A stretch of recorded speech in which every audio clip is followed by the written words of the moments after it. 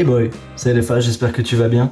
Aujourd'hui, pour ce fave numéro 7, j'aimerais vous parler de qu'est-ce que je vais faire après les faves. Parce que dans le fave numéro 1, je vous avais dit justement que je ne savais pas si j'allais arrêter à la fin de février ou si j'allais continuer quand même après. Alors j'ai ma réponse. Et donc j'ai le choix. Soit je vous le dis dans le dernier fave, ou alors je vous le dis maintenant. Cette semaine, j'ai eu une semaine assez chargée. J'ai pas pu faire de fave. Enfin, j'ai eu beaucoup de choses que je ne pouvais pas tourner. Ça aurait gâché beaucoup de moments, dérangé beaucoup de monde.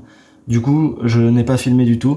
Et je me retrouve, comme à mon habitude, à 21h, en train de filmer, alors que la vidéo doit sortir quand même avant minuit. C'est pas bien, je sais.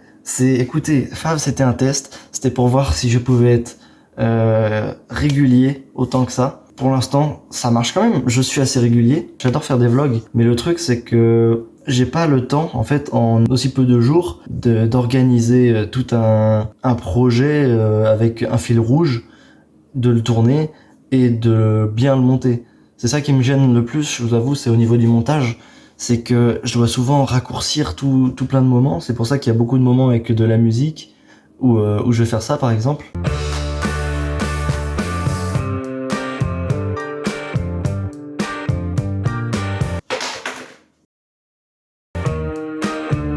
Ce genre de moment.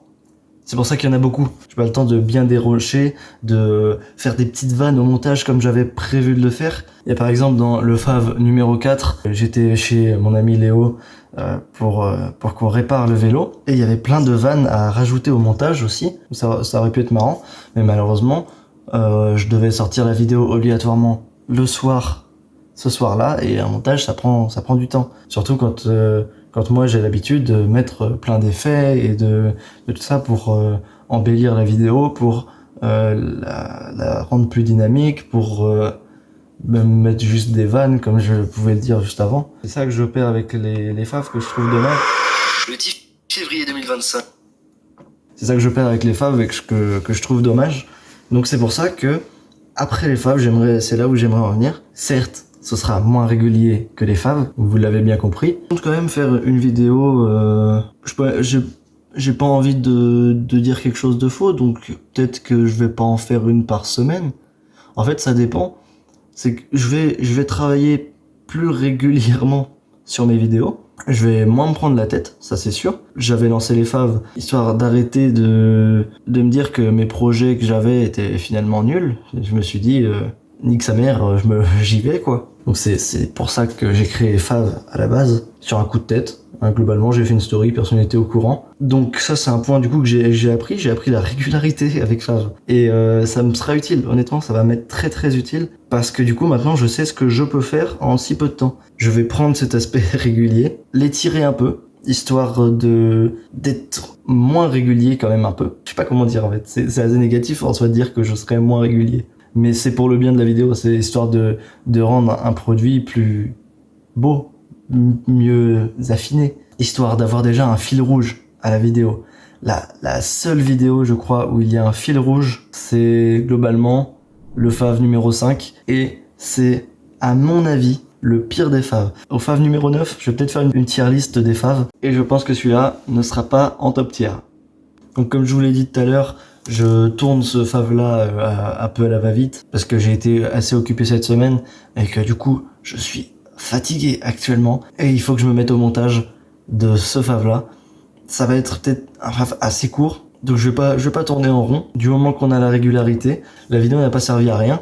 Donc c'est ça qui est important, c'est que au final, même si cette vidéo a été très courte, tournée à l'arrache, on s'est quand même rapproché, vous avez quand même appris à me connaître.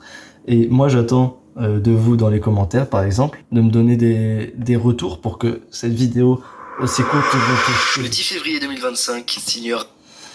Pour que cette vidéo aussi courte qu'elle est puisse être utile pour la suite. Et voilà, je parle de la suite, mais Fave c'est pas terminé, attendez, hein, il reste encore 2 épisodes. J'ai prévu des choses pour le 8, le 9 on verra quand ce sera le moment. Donc comme d'habitude, hein, c'est pas quelque chose de concret, j'ai pas de fil rouge, parce qu'un fil rouge ça se décide pas aussi facilement, aussi rapidement, tu vois. Donc je vous souhaite une bonne journée, sûrement pour vous. Abonnez-vous très important.